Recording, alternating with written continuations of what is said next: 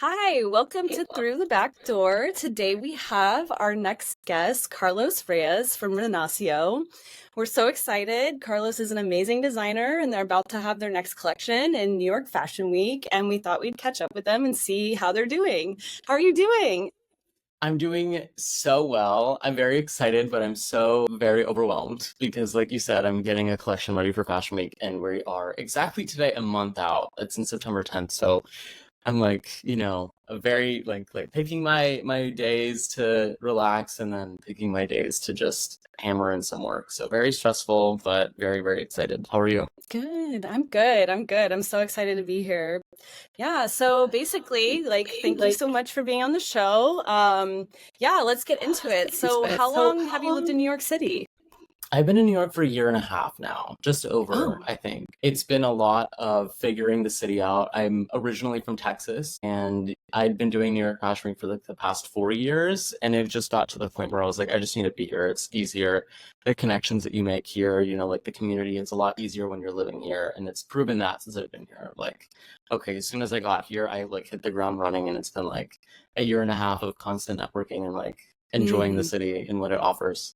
yeah, definitely. That's really interesting. I didn't know it's only been a year, but I do know there's some designers that show in New York Fashion Week and they had been in like Wisconsin or other places and then they moved to New York. What do you feel is your experience as a designer being in a separate location from New York, but then showing in New York Fashion Week? What are the big differences? Like, Yeah, it's a huge difference in terms of, from my perspective, the first thing that comes to mind is casting my team. Like, not just like my mm, models, but casting like who's gonna help me with hair and makeup, who's gonna help me like just like assist backstage. Before it was like I would hire people that I didn't know, and I just had to like hope and pray that the garments fit because I couldn't like if people weren't coming with me from Texas, which a lot of them were, so I could do fittings there. Otherwise, I'd have to wait until the day before to do a fitting and make sure it fits right, and then change things. But now in New York, I'm like, oh, okay, I can cast everybody here. Just show up to my studio. Everything's so much easier. Right now, I'm not doing Paris Fashion Week this season, but I've done it twice before. And it's the same perspective of like, I don't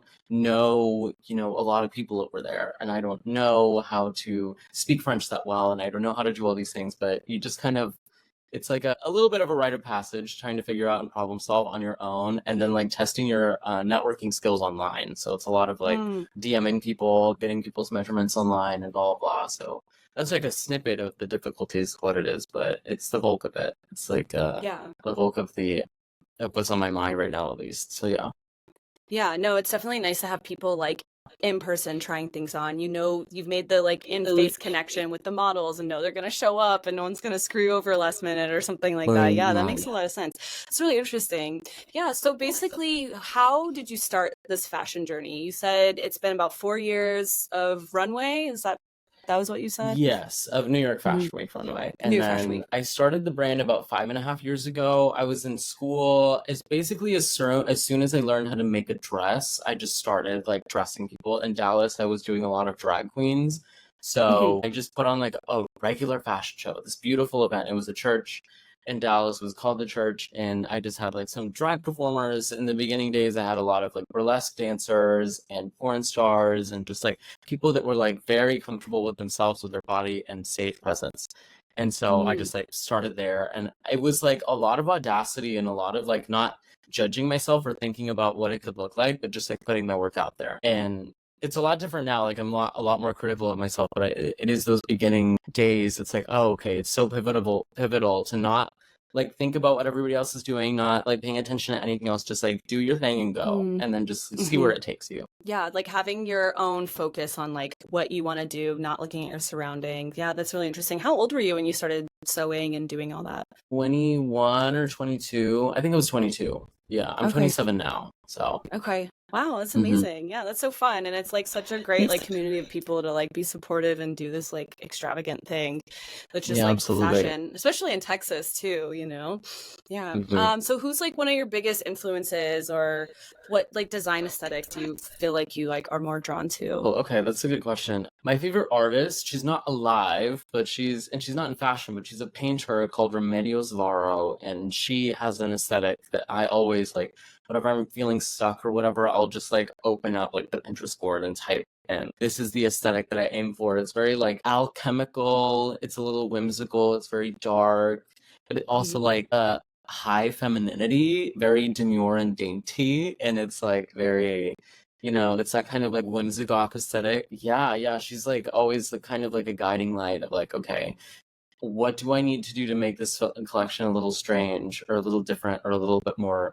Then I look at her and I see the different silhouettes that she creates. She has a lot of art, like painting, where she has like very, very whimsical fashion where someone's dressed up in a boat. Like their dress is a boat, or like they open a jacket and it's like a bunch of stuff inside, or it's like whatever. So it's like these kind of like off the box, off the wall ideas that are really cool. But yeah, yeah, she's like the biggest inspiration, I'd say, at the moment. Yeah, it's kind of like multiple worlds inside of one thing or something like that. And it's like a little Yeah. goth and dark. Yeah, I could see that definitely, like looking at your stuff for sure. It tells a story, you know? So that definitely falls into your like creative process. Like, do you consider like when you're creating a collection, are you kind of doing a continuation from the last thing, or is it new every single time? Like, how are you kind of thinking when you're doing like collection to collection? Yeah, I consider myself like still like a baby when it comes to fashion storytelling and conceptualizing. Like a few collections ago, I did like a Cupid thing, and then I did like the myth of Eros, and it was like a mythical story. And I've been kind of trying to figure out where I fall between this kind of like fashion storytelling.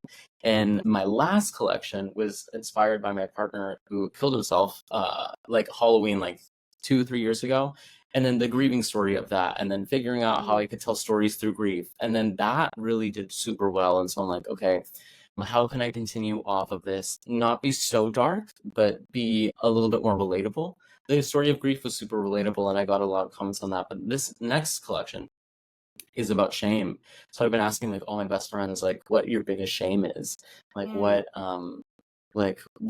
it makes you uncomfortable, what makes you feel really vulnerable, whatever. And so each look in the collection is a kind of different interpretation of a different type of shame and things like that. So I'm trying to figure out within the brand as a whole of like, how do all these stories fit together and how can I make this aesthetic still cohesive while telling like a conceptual story and making it make sense to the audience member.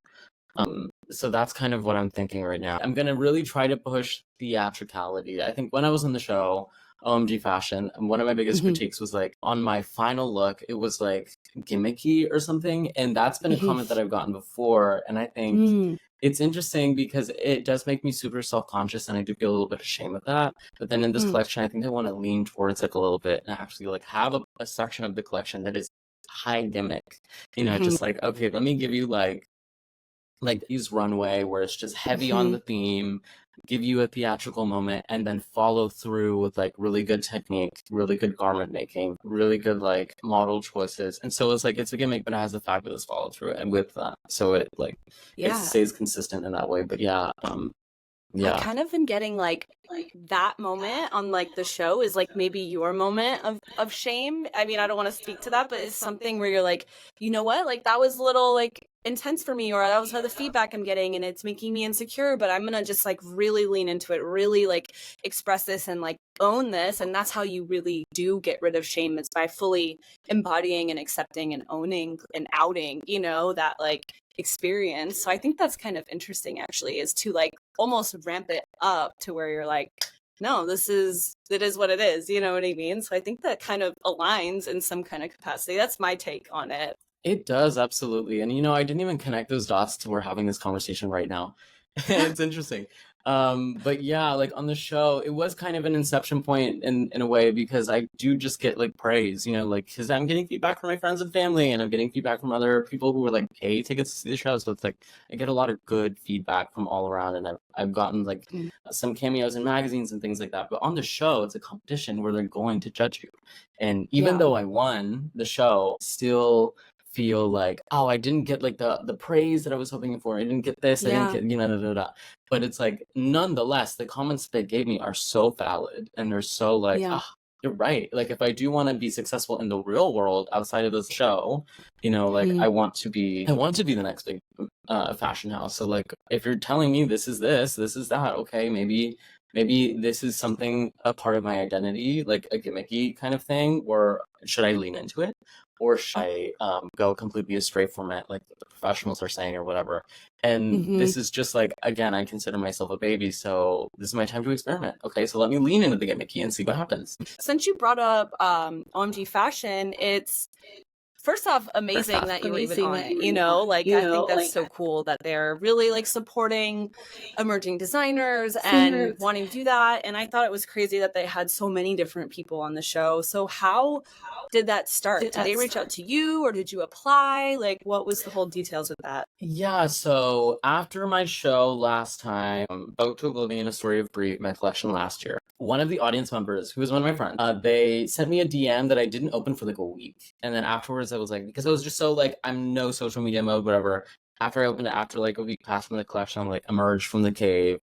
I like was getting back to people. He sent me a TikTok that Julia Fox had posted it like, oh, she's looking for emerging designers. And I was like, okay, let me apply. So I applied that day. Immediately a producer got back to me and they're like, hey, we love your stuff. Are you ready for an interview? And I was like, work, let's do it. And so I interviewed and they said, we love you. Are you ready tomorrow for like round 2? And then I just kept doing the rounds.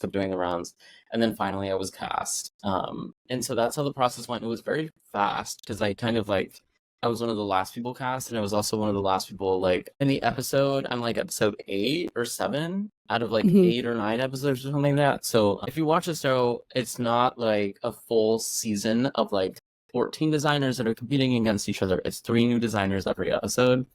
Yeah. So I was lucky enough to cast the tail end of their final castings. So, yeah, that's kind of how the casting process went. It was fun. It was very intimidating. Was it in New York? Very cool. Yes. Yeah, that's good. Yes, it was in New York. I'll just say that. Yeah. No, I love that. I did like that they got to get so many designers exposure, but I do think it would be kind of cool if like the next season they bring back all the winners and then it's like a more like long, 8 episodes with the same cast, you know what I mean? I think that could give like more of a platform to people who maybe won, like maybe could be on the next one or something. But I mean, that cool. would be really fucking cool. After like we essentially, if you didn't watch the episode, there's a mini challenge and then there's a main challenge. I won the mini challenge and then I was like, oh, I got this, I'm gonna win. I did win the main challenge too, but that's where I got my back critiques. So then when that happened, it was just like, okay, you won, bye. And it's like, no, but like, give me like more time to like show you how I can implement your critiques. Like let me show you like. Because instantly when they said that, I was like, fuck, I should have done this. I could have done that. Then let me pivot. And then I would love the opportunity, because on these other fashion shows on TV, you see the designer kind of grow. On any of these competition shows, you see like them implementing their critiques and whatever. And that's what I really wish I would have had.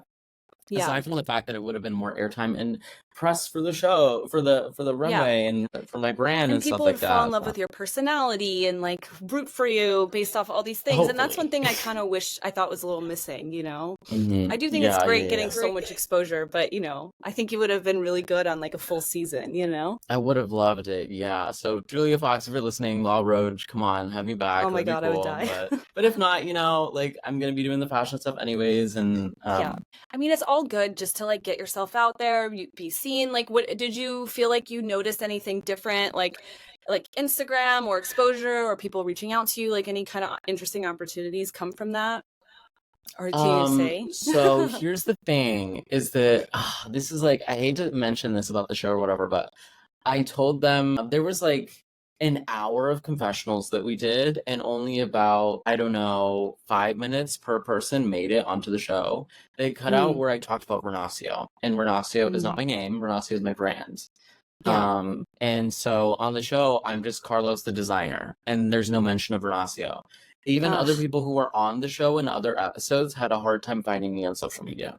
So the show in that way didn't highlight the brand, which really sucks. So it was kind of left to me to like post about it and whatever, that kind of like, I feel like the ball was dropped in that way.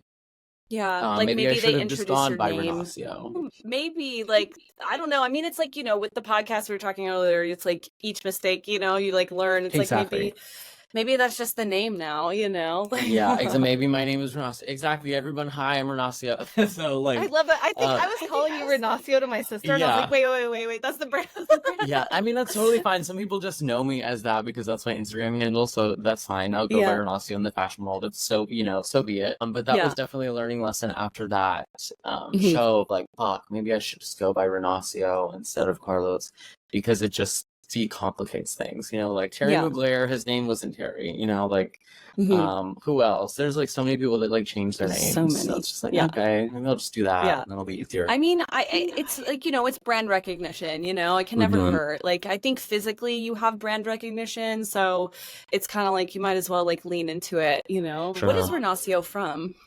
So Renacio, in the beginning of my branding conceptualizing, my biggest inspiration, like when I first started, was like the Renaissance, as it is like a lot of people.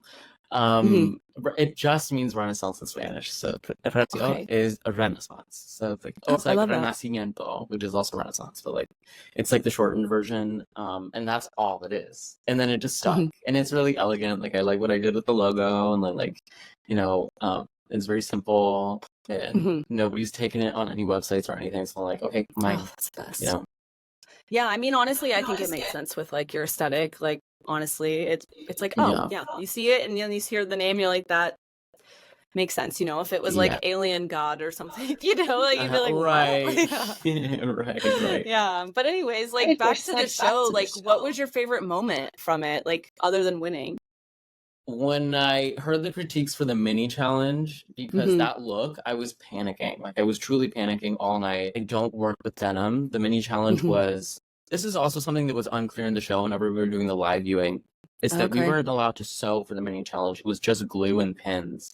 So that Yeah. whole look is just glued and pinned together. And I did like this mosaic of like the Catholic imagination. I did like little frames as a dress, like Mm-hmm. the Sacred Heart, blah, blah, blah, blah. And I don't work with denim. I don't work with these materials. I only sew. I never glue. I never pin. So it's like just like the validation that I can do these things with a limited amount of time, with limited whatever, and that they loved it. So it's just like, okay, that was like a really cool moment in the show. Also, getting to Mm-hmm. know the other designers. There's Asato and there's Deborah. Asato has a sickening aesthetic.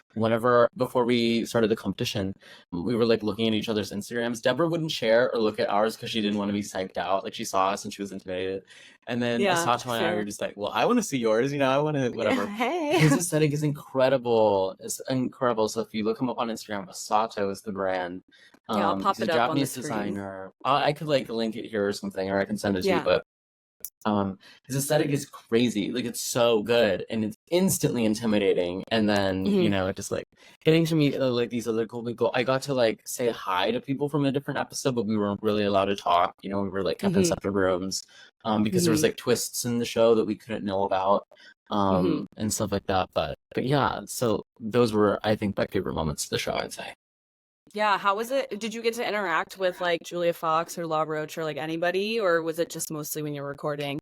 So when we were recording, and then like she came up and hugged us afterwards, like a snippet, like, oh hey, Mm-hmm. whatever. And she came up to me and she told me, like, congrats, you're the only person that won 2 challenges so far. So like I won the mini challenge and then I was like, I swept. I was like, okay, Mm-hmm. thank you. And then Yeah. Roach, who I was really intimidated by, we, chatted for a little bit longer. And he was like, I really love your outfit. He said this on the show too. He's like, I wish you would have done something like your outfit because I also made my outfit too. And I Oh was yeah, like, yeah. okay, damn.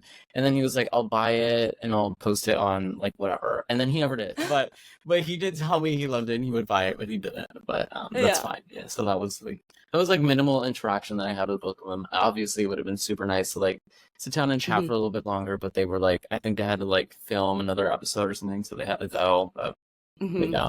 Okay, yeah, I'm always curious, like how much interaction people have with like the hosts or something like that, because it's like, oh, did you become best friends with Julia Fox? You know what I mean? Yeah, so Yeah. that would have been Oh, cool. yeah.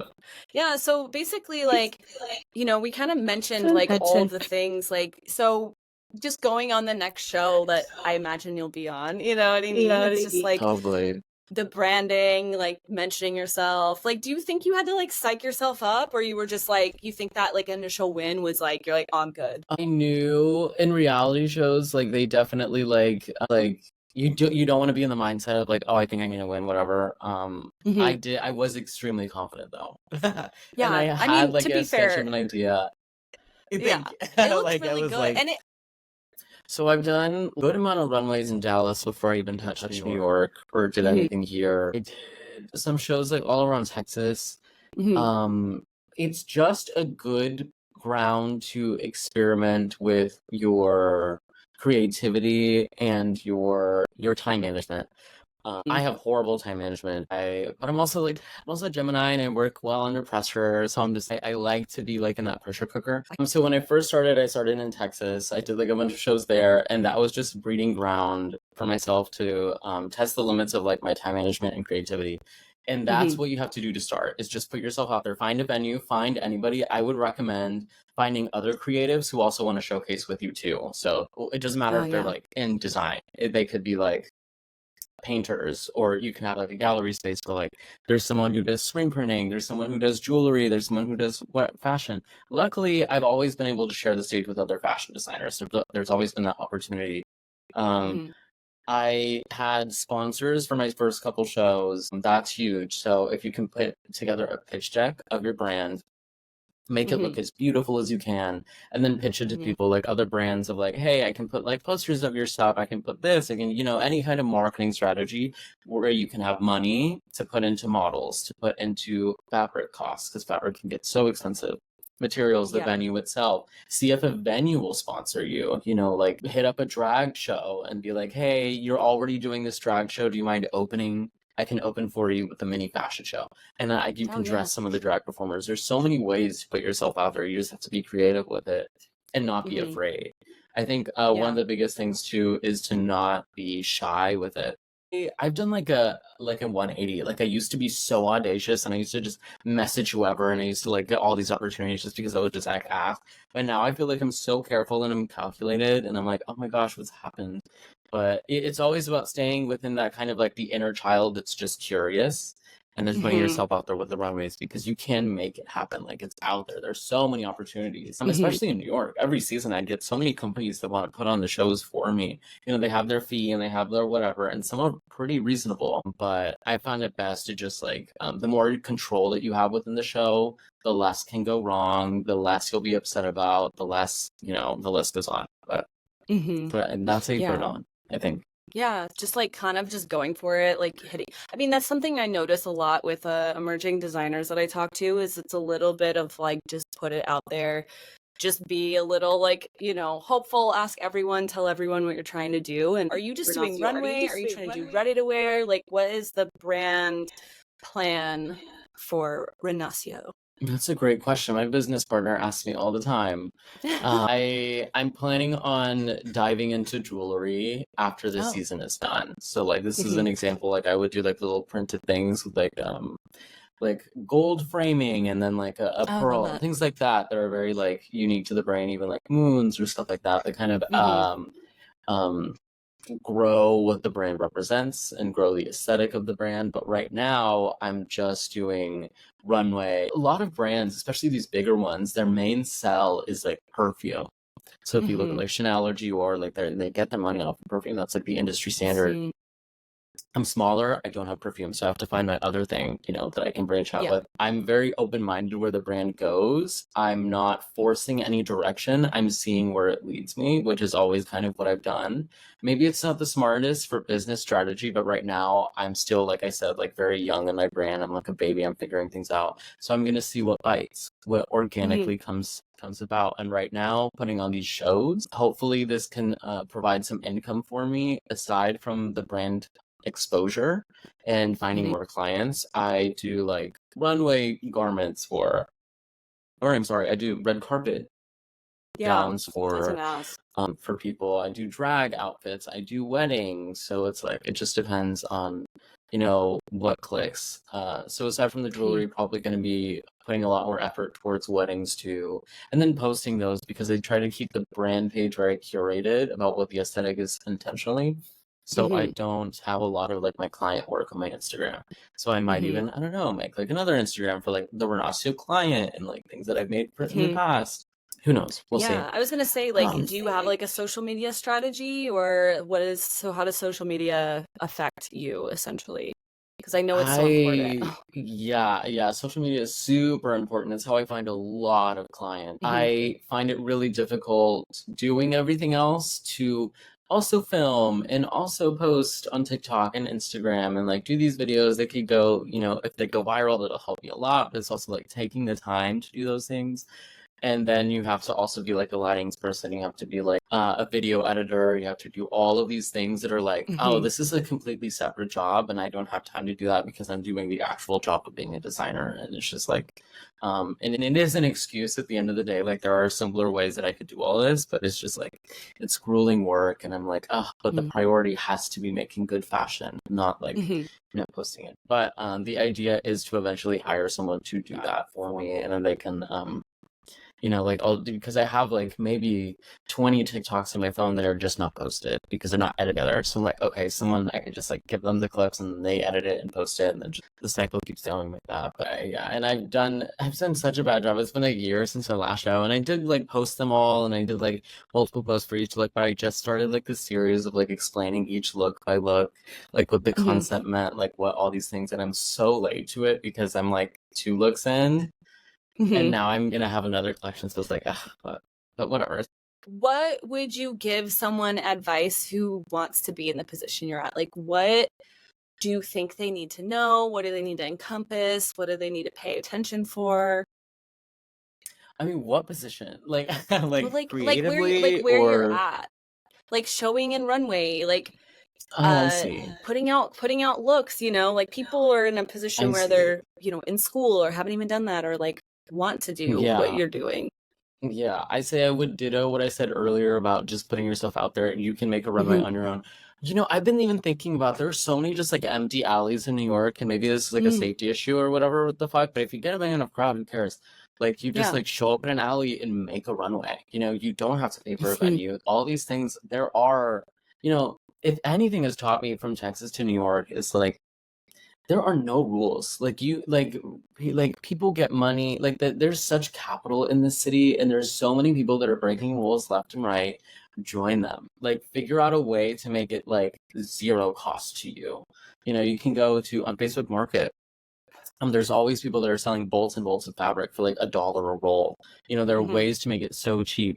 You can, just like starting there and then just like presenting. And then even if you're just Hmm. presenting to like 10 people, take videos of it, and then more than 10 people can see it online. So it's just like just having that moment where you're like wanting to put in that initial effort because it still feels like I'm not doing that now. Like it's still like guys show up, guys look at this, and maybe it'll always feel like that. I guess it is, that's the name of the game. So get Hmm. used to it now, like Yeah. just gotta don't be afraid to take the first step. I always remember like the hardest step is starting, like Yeah. with anything, with sketching, with starting like after I'm done with this podcast, I'm gonna like head to like the next room and start sewing, and I know that's gonna be Hmm. like I have to start, like oh, fuck. But once I'm Yeah. in the role, once I'm in the once I've started, I'm like on a roll and I can like just go. So just start, Yeah. just make something and then go. Who cares? Don't think about it, don't look back. If you think it's bad, no you don't, just put it out Yeah. there and then just That's keep going. real. There's also another advice that I like, there's like all these little things that I always remember like almost every day. Like there Hmm. was an art teacher that told me never erase. Like just keep Hmm. drawing. If you don't like the drawing, okay, move on. Never erase. Like never look back. Never whatever. Don't Hmm. change it because who knows? You might look back and be like, oh, that initial idea was actually pretty good. Maybe I'll stick with this. Hmm. Or you can see that your own development and you can learn more about yourself as you do that, having that documented. So just keep going. Like I look at my past collection, I'm like, damn, that sucks. But then I'm like, no, there was really something there. Like I was experimenting with an aesthetic that I still go back and reference. Like I reference myself in certain ways, like, oh, this like tired black lace that like is so popular and everybody does it. And that's just like da da da da. But it's like, nope, I'm gonna keep doing it. It's part of the brand. And I can like evolve from that. So it's like, you know, there's so many different perspectives you can have on that. I, Mm-hmm. so what do you have coming up that like you would want people to know about or you want to share? Anything exciting? Yeah, like we talked about before, the collection September 10th. It's going to be at a cathedral in Chelsea. It's going to be at a beautiful venue. I've shown here before, so if you've been to a show before, it's going to be at that one. The collection is titled Eidos, the Serpent of Shame, so it's going to be kind of pulling these like Grecian inspiration, but also staging something of a court case, and it's going to be staging a lot of different shames in a very theatrical kind of way. But yeah, that's the biggest thing. We're a month out. Like, if you want to come, get tickets at renacio.com. There are VIP tiers and there are general admission, and the show actually is featuring an art gallery 3 hours before the show. So instead of waiting in your bench for the runway to start, there's going to be an art gallery at the base of the church that's going to feature a lot of like art vendors. So it'll be like a little thrift area underneath where you can Oh, like cool. look at other designers' jewelry, other designers' clothing brands, and other designers that are like just within the kind of realm of Renacio. And then the runway starts at 7:30. So very excited for that event. This is the first time also that I'm showing a solo runway, and I'm producing the whole thing myself. So I'm in charge of everything aside from the runway itself. So very excited. I've had some bad luck in the past with producers, and so now I'm just like, it's finally me alone, and it's gonna be fabulous. So please come. I would love to see you all there. Oh my gosh, But I yeah, want to go. yeah, come please. Yeah. Tickets at renacio.com. I'll show all of it on the screen so people can definitely come and find you, Fabulous. because I Thank know there's a lot of you. people that like would love to go to a fashion show, especially yours. It's like an But yeah, excuse to get dressed up with your friends too. Like, come on, come to Fashion Week and dress up. Like, I'm like, and the tickets, there's like a little disclaimer of like extravagant dress, you know? Like, I love seeing people just show up. Like, I have drag performers that just like show up and drag. And they're not in the oh show my or gosh, anything. They show up. I'm like, yes, that's like my crowd. Get here, get in here. I But love yeah, that. I love that. It's amazing. Well, thank you so much for joining us for this episode. I think it was so enlightening and so inspiring just to hear about everything you have going on. And it was just so interesting. And I think everyone's going to really enjoy this. And so, yeah, I just wanted to thank you. And yeah. thank you so much for having me. This is really fun. I love chatting about, like fashion. It's like what my life revolves around. So if I can spread any knowledge and help anybody.